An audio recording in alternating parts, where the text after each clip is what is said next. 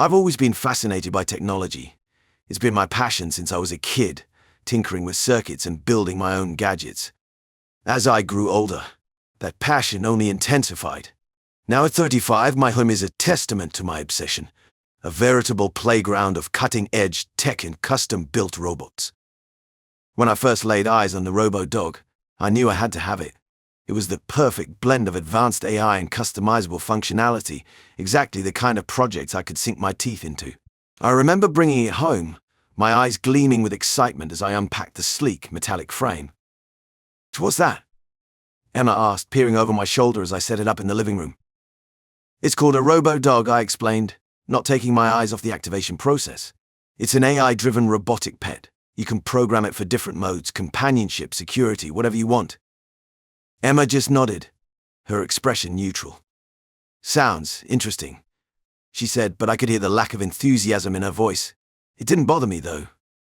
I was used to her indifference towards my tech projects. But over the next few days, I spent every free moment fine-tuning Robo-Dog's settings, testing its various functions, and marveling at its capabilities. I even set up an app on my phone to monitor its activity and receive notifications when it was in use. At first, Emma seemed content to let me play with my new toy. But as the days went by, I noticed her watching Robo-Dog with growing curiosity. She'd ask questions about its features, even pet its metallic head when she thought I wasn't looking. One day, while I was at work, my phone pinged with a notification from the Robo-Dog app. I smiled to myself, pleased that Emma was finally giving it a try. Throughout the day, more notifications came in.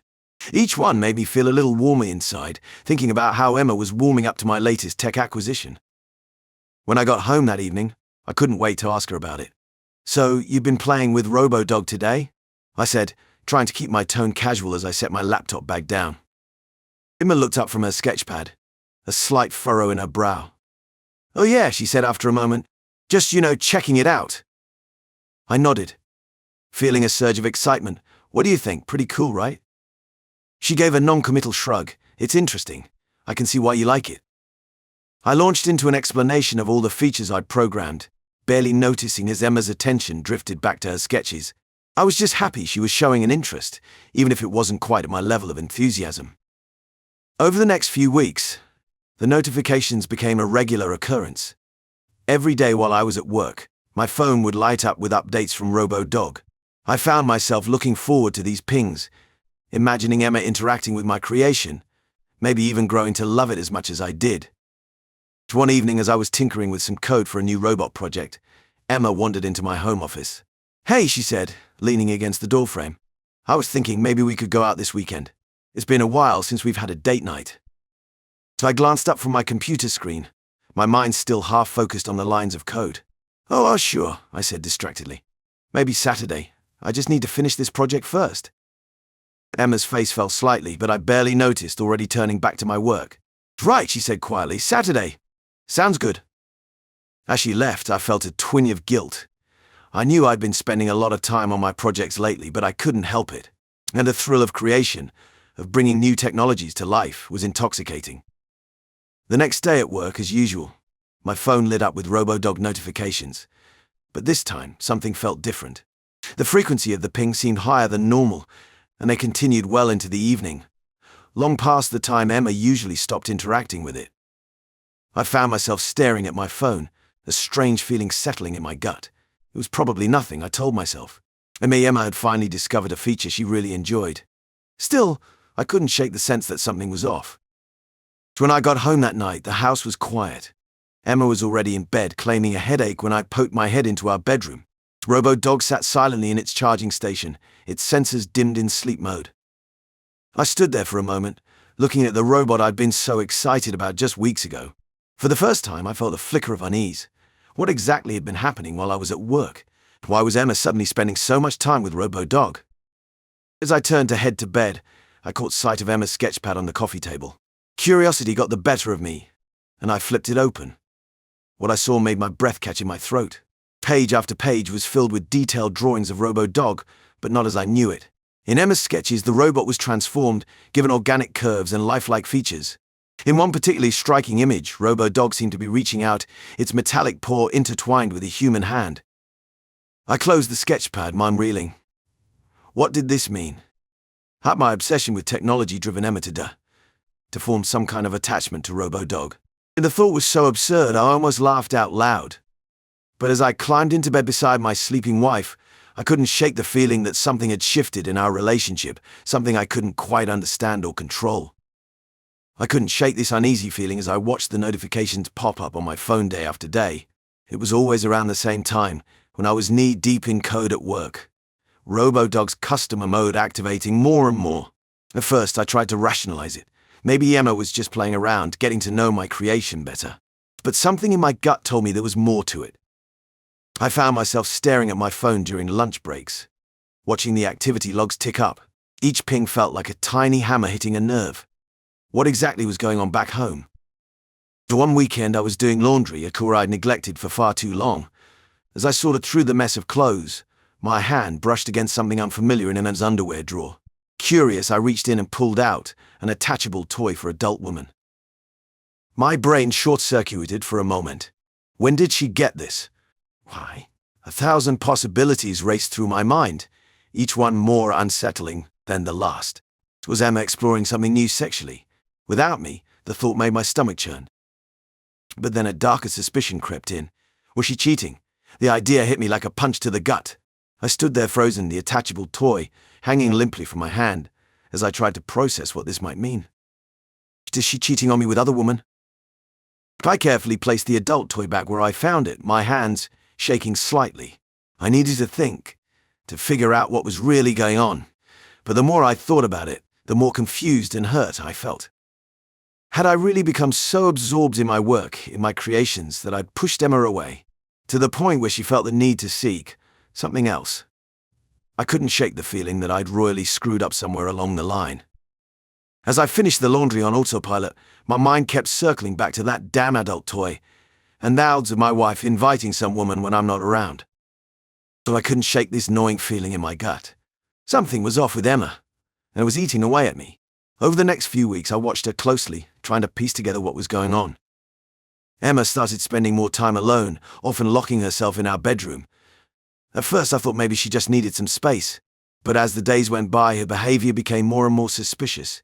She'd rush to end phone calls when I entered the room, and her laptop was always snapped shut the moment I came near. I tried to rationalize it. Maybe she was working on a surprise project for me? But deep down, I knew that wasn't it. The thought that kept creeping into my mind was far worse. Was Emma cheating on me? The idea of infidelity consumed me. I couldn't focus on work, couldn't sleep. Every time my phone buzzed with another Robo-Dog notification, I felt a pang of anxiety. Was she using it as a cover for something else? I started analyzing every little detail of our interactions. The way she avoided eye contact at dinner, how she'd make excuses to go to bed early. Even the smallest gestures became potential clues in my mind. So one night, as Emma claimed another headache and retreated to our room, I sat in the living room, my head in my hands. How had we gotten here? I thought back to when we first met, how we'd bonded over our shared passions, and how it felt like we were living separate lives under the same roof. The next day, I decided I needed to know the truth. I couldn't confront Emma directly. What if I was wrong? What if this was all in my head? No, I needed proof, and I knew exactly how to get it. I went to the hardware store and bought some tiny cameras, the kind used for home security. My hands were shaking as I paid for them, guilt and determination warring inside me. This felt wrong, but I couldn't see any other way. That afternoon, while Emma was out, I got to work. I installed the cameras carefully, one in our bedroom and one in the living room. And I made sure they were well hidden, behind a picture frame, tucked into a bookshelf. I set them to activate with movement, ready to catch any suspicious activity. As I finished up, I heard Emma's key in the lock. I quickly cleared away in evidence of what I'd done, my heart racing. When she walked in, I tried to act normal, but I could barely look her in the eye. That night, as we lay in bed, I stared at the ceiling, hyper-aware of the camera hidden just a few feet away. What would it reveal? Part of me hoped it would show nothing, that all of this was just my paranoia getting the best of me. But another part needed to know the truth, no matter how painful it might be. I tossed and turned, unable to sleep. Every time Emma shifted beside me, I wondered what she was dreaming about. Or who. The hours crawled by, and I found myself dreading what the morning might bring. My hands were shaking when I opened the app, the one connected to the cameras I'd installed. The plan had been to check on things briefly during my break at work. Just a routine flicker of curiosity. But when the feed loaded up and the scene unfolded on my screen, I lost track of everything around me. The office noise, my co-workers moving like shadows in the background. It all faded into this one horrifying reality. So Emma walked into the bedroom. I saw her on camera like she was right there with me. Only I wasn't ready for what followed. But she wasn't alone. Robo-Dog trailed behind her, its metallic legs. At first I convinced myself this was nothing out of the ordinary. For Emma had engaged with the Robo-Dog plenty of times before, but there was something different this time. The way she moved quickly, purposefully. And then I spotted it. That thing from her drawer. The adult toy resting in her hands like an unspoken confirmation of everything I feared and more. That attachable piece I'd found, and somehow tried to rationalize away, was transforming into something I couldn't even comprehend in real time. My throat felt dry as sand as I watched her turn on the custom mode on the app. But I wanted to look away. I couldn't. There they were, Emma, and it crossing boundaries that distorted the meaning of my robo-toy, twisting its functionality into something perverted. Watching Emma with my machine, it was like watching my marriage collapse in slow motion. This wasn't cheating with another person. Somehow that made it worse, so much goddamn worse. I felt like I'd handed her the keys to our destruction, wrapped neatly in circuits and sensors. When it was over, she left the room without a care in the world, as if this sick little interaction had become routine. Casual disgust washed over me. I stared at my phone screen, my reflection barely visible against the feed as the camera reset to its passive state. I lost track of how long I sat there, in stunned silence, replaying the whole thing again. And again. Again. This thing, this Robo-Dog, had become more than a tech piece. It had become, I don't know, something alive to her. Something preferable to me. My stomach churned at the realization. It was no longer just a product of coding and precision engineering. It had stolen something fundamental from me. Emma. Our intimacy, our connection, was draining right in front of my eyes. Slowly, silently, I felt myself hollowing out like a building being gutted from within. After that, the rest of the day was a blur. Back at my desk, surrounded by the endless hum of the office space, I couldn't focus on code or debugging or any of the crap I was paid to do. All I could think about was the betrayal playing in my mind on loop. That horrifying discovery. I felt the weight in my chest, this sick heaviness. Blame started shifting between me and her back and forth like a balancing scale that couldn't decide on a final side. Had I driven her to this? Was I really that absent? So obsessed with my work that I stopped paying attention to the person who had looked at me differently once upon a time. Did she sit there night after night feeling alone? Or had this always been hiding just under the surface, something I was too blind to see? So I burned with questions, but no answers seemed to stick. All I knew was that it wasn't just her. It was me. A simple piece of fucking technology had surpassed me in the most intimate way possible. The drive home later felt like it happened outside of my body. I remember the lights of the streets flashing by, but nothing felt real. Only this aching loop in my head. That footage. Emma coming back like some sick joke on repeat, and I wanted to scream every second of it was playing. When I got through the front door, Emma was there, sitting on the couch, legs tucked underneath her. She gave me a soft smile, same old Emma, as if nothing had changed, though it might have been the worst part. She didn't know I knew. She still thought I was the same oblivious guy coming home after hours buried in tech. But I couldn't even look at her for more than a few moments. It felt wrong, like touching something rotten. Dinner was cold conversation. Small talk clogged the air between us, meaningless words I couldn't be bothered to follow. She hardly noticed or didn't care. It pretty much confirmed for me that her mind was elsewhere now, probably waiting until I'd shut myself in the garage or the office so she could resume her secret affair. She had no idea the cameras were there, silently catching every moment. Each glance at Robo-Dog, resting in the corner, brought fresh waves of anger. I wasn't sleeping much after that. How could I? A creeping bitterness settled in with the nights. Emma kept a distance, giving the occasional excuse of tiredness or just not feeling well when we tried to talk. I couldn't bring myself to confront her. My anger wasn't the explosive kind, more like this cold virus slowly spreading across my entire being. Numbness, punctuated by frustration and helplessness.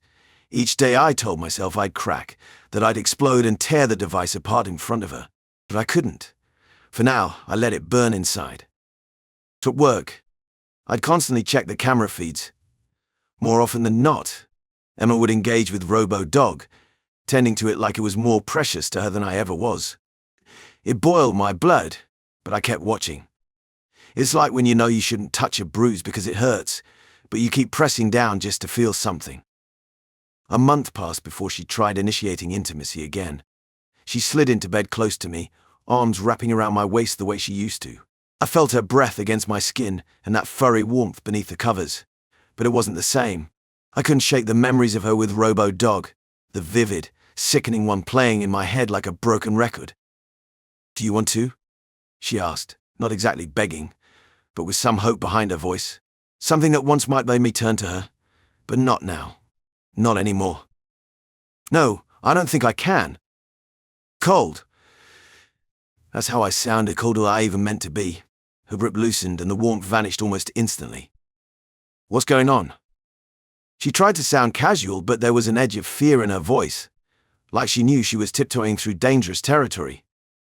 I stared at the ceiling, felt my jaw tighten. "I just can't today." She didn't push further. She sensed it, knew better than to pry, understood there was something beneath the surface she'd rather not uncover. We laid there in silence after that, both aware something had crossed a point of no return. It was all I could think about, this plan of mine. Divorce wasn't enough. Not after what I'd seen. Not after the images had glued themselves to the inside of my skull. So there had to be something more, something that would make her feel crushed the same way I had been. Emma hadn't just betrayed me, she desecrated everything I'd ever built with that goddamn thing. She made a mockery of me, of my creation. I couldn't confront her. Every time I tried, the words thickened in my throat, weighed down by anger and disgust. But her, with Robo-Dog, it was too fucking sick to even comprehend. And as much as I hated her in those moments, it was Robo-Dog that burned me. So there wasn't any way I'd leave her without any punishment.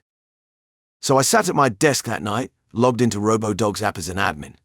Owned the damn thing myself, after all. Did she think I didn't have access to it? It took me seconds to change the profile she'd saved. By the time I hit save, I leaned back in my chair. The room felt heavier, but for the first time in days, a weight lifted from my chest. She won't know what hit her. So the next morning I woke up earlier than her. Typical. She was still sprawled out across the bed, oblivious. I kissed her on the head, robotic cold, before I left the house. By the time I got to work, the anticipation crawled at my skin like a swarm of ants.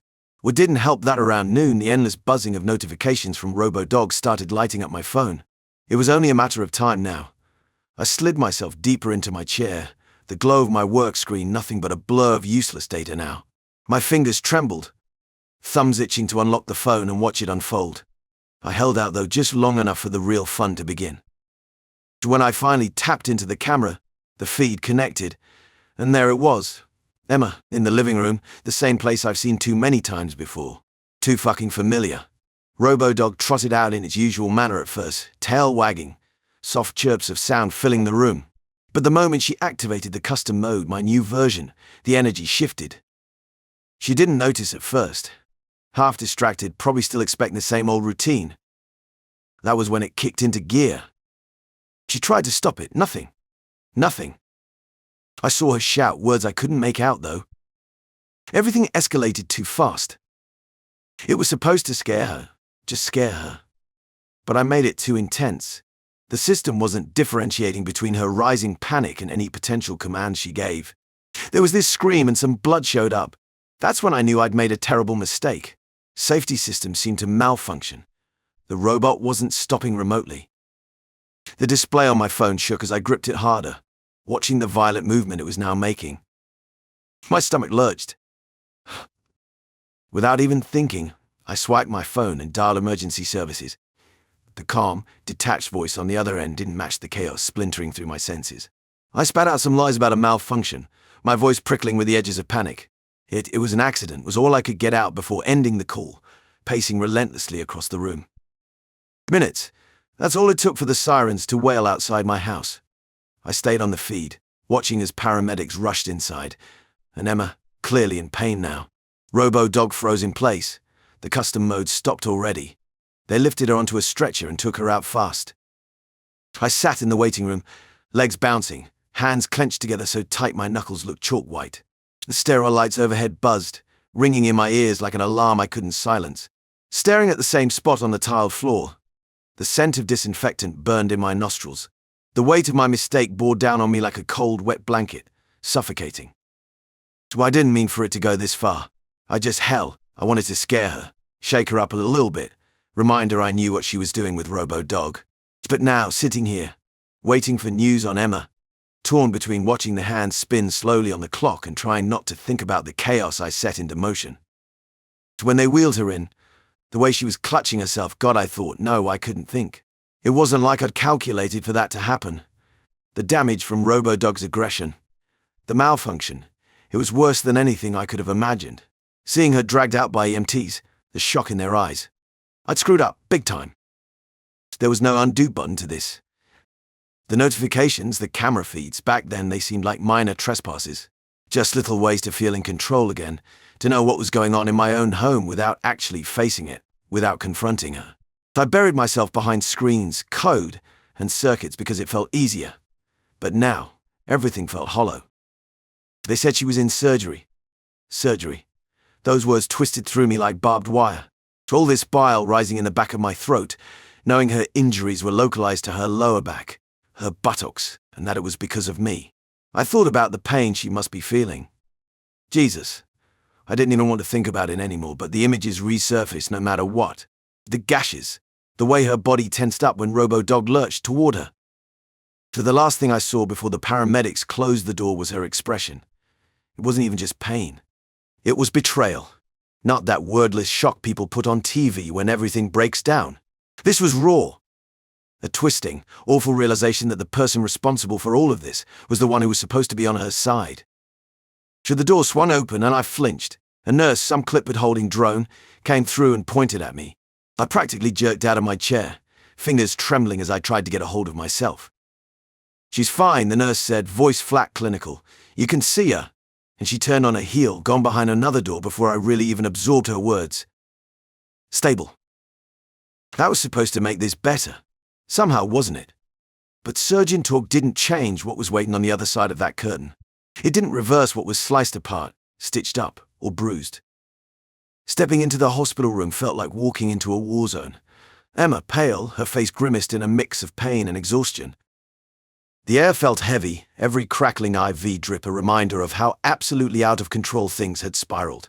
This towering guilt, this mess that was my doing, it settled deep into the pit of my stomach. Emma's eyes flicked toward me when I stepped up to her bed. At first, she didn't say anything. Neither of us did. Her breath was shallow, and it took all my energy just to swallow the ball of guilt rising in my throat. It was like something between us had rotted. Then she looked right through me, hollow, but with a sharp edge of something worse. That million-yard stare, it cut. Did you? Her voice was strained, half-whispered but sharp. She braced herself on the bed as she pushed herself up slightly with her elbows, face twisting in pain before she looked directly at me. She didn't need to finish. I knew damn well the rest.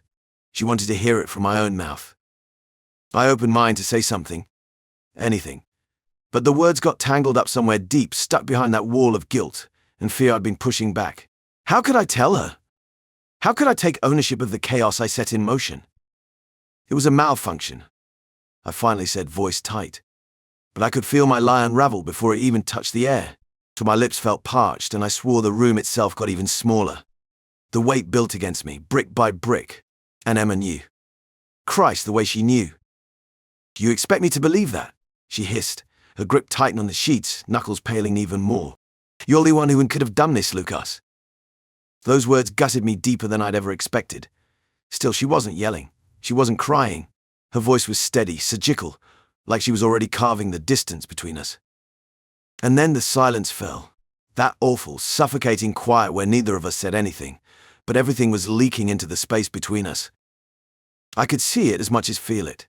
Maybe the last tethers we had, the pieces that held us together, were unraveling right in front of me. She waited for me to deny it again. Maybe lie, maybe pretend this was all some uncontrollable anomaly, but I couldn't do it anymore. That look on her face, it demanded more than evasion. I just wanted to scare you, I finally breathed out. Felt like my chest collapsed with those 6 words, knocked the wind right out of me. Emma didn't even flinch, her fingers still gripping tight to the sheets, her face unmoved. Scare me, she repeated, her expression creasing into something bordering on disgust. She let the words hang there for a second, maybe longer, forming her thoughts. Well, nice job. God. So I thought it might rip me apart. I wanted to explain the tangled mess of paranoia and insecurity that twisted me up inside, how everything led me to this. But hearing her, seeing her lying there in that bed, none of it really justified a damn thing. This whole stunt of mine collapsed under its own weight, leaving a wreckage I couldn't hope to rebuild from. I lowered myself into the chair next to her bed, elbows on my knees, stared down at my hands like they'd betrayed me too. It felt like minutes passed, an eternity sitting there with nothing but the sound of her breathing, those faint beeps from the monitors and my silence carving itself into our final moments. So I'm so sorry, I muttered. Hollow words. They didn't change what I did. They just hung there. Sorry. Emma's voice had the sharpness of something breaking finally, something inflexible. Are you serious right now? Her face twisted, not just from the pain of those injuries wrapped beneath layers of gauze. Then she set those tired, wounded eyes on mine. You really think that sorry covers this? Well, I wanted to say something, anything else, but everything dried up. Her breathing deepened. She leaned slightly back into the pillows, and I swear I saw the realization unfold across her face, like she was shedding every last vestige of what we were. The crackling, the smashing of expectations, the end. It's over, Lucas, she whispered finally. I can't forgive this. Her gaze stayed on me for a moment, long enough for that finality to sink both of us. There would be no reconciliation, no recovery from this. She lay back down, wincing slightly as she adjusted into the pillows. Her shields were up, nothing but cold distance now between us. And I had nothing left. Just that same echoing emptiness. Hey everyone, if you enjoyed the story, remember to like, subscribe, and comment on the video for more stories like this. Don't forget to turn on notifications so you never miss an update. If you have any similar stories to share, leave them in the comments and we'll make sure to bring them to life. Thanks for watching.